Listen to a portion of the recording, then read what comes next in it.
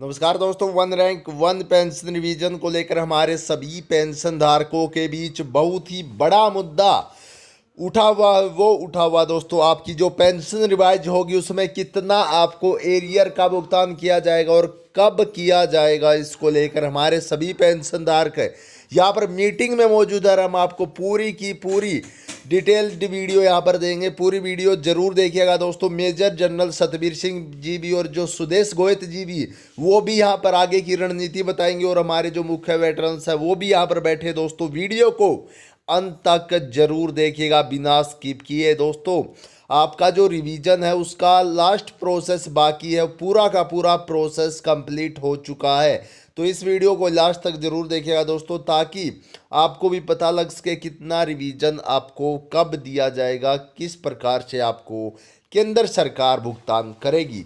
तो यहाँ पर आप देख सकते हैं दोस्तों। 5 चीजें पूछना चाहूंगा कि अगर आप सैनिकों के साथ खड़े हुए दिखाई देना चाहते हैं तो 4 साल से आपने जो वन रैंक वन पेंशन का वायदा किया था उसको आज तक क्यों नहीं इम्प्लीमेंट किया गया।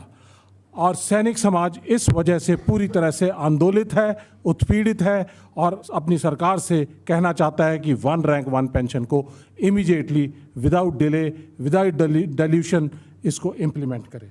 इसके अलावा जिस दिन सर्जिकल स्ट्राइक की उससे अगले दिन आप लोगों को मालूम होना चाहिए जो हमारे सैनिक घायल होते हैं उनके लिए डिसेबिलिटी पेंशन का अगले दिन ही ऑर्डर निकाला गया कि उसको आधा कर दिया जाएगा, जिसके लिए बहुत बड़ा देश भर में प्रोटेस्ट हुआ और सरकार को उसको कुछ समय बाद वापस लेना पड़ा।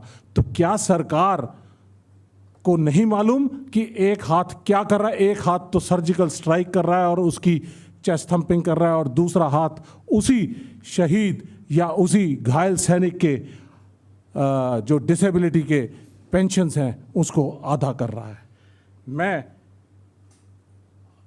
यहाँ से ये भी जानना चाहूँगा कि जो इतनी बॉर्डर वायलेशंस हो रही हैं उसके बारे में आपने क्या किया। आपने बजट को 1.5% ऑफ जीडीपी कर दिया है, जो कि चाइना में 5% है, पाकिस्तान में 3.5% है जीडीपी का, वो आपने कर दिया है। हमारे जो प्रिपेयर्डनेस के लिए, एयर पावर के लिए हमें जो 126 जहाज चाहिए थे, उन जहाज़ों की संख्या को आपने घटाकर उतने ही पैसे में संख्या घटाकर 36 कर दिया है। ऐसा क्यों किया है? अगर आप नेशनल सिक्योरिटी के बारे में वाकई में सिंसियर हो तो नेशनल सिक्योरिटी के लिए आपको अपना बजट बढ़ाना पड़ेगा, सैनिकों का मोराल अप करना पड़ेगा और जो डेली बेसिस पे हमारी कैजुअलिटीज़ हो रही हैं उसको कम करने के तरीके ढूंढने पड़ेंगे। अगर आपने ऐसा नहीं किया तो देश आपको कभी माफ़ नहीं करेगा। धन्यवाद। Thank you. We are ready to take any questions that you have now, first on this subject and then on any other subject.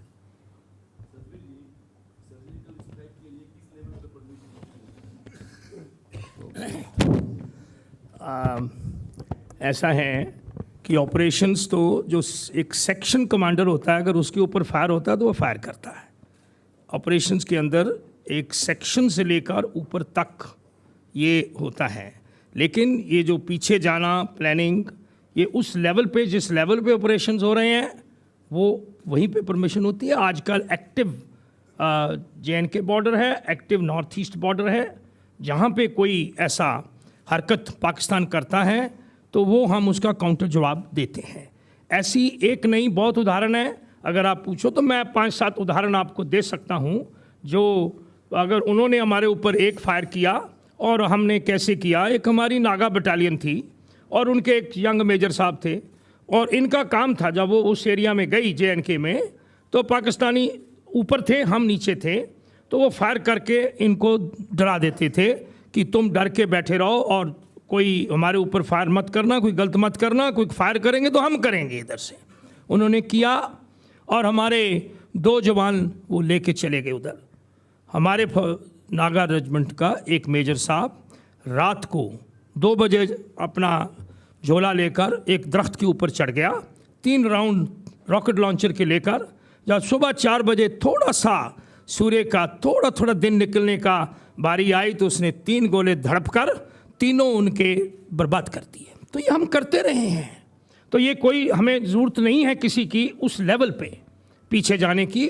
All commanders are empowered in operational area to take action on ground, जैसे भी स्थिति हो उसके मुताबिक काम करना। ये नहीं कि वो गोली मार के मार जाए और तुम चुप रहो, हम पूछे से पूछ रहे हैं भाई, कहीं से परमिशन की जरूरत नहीं होती।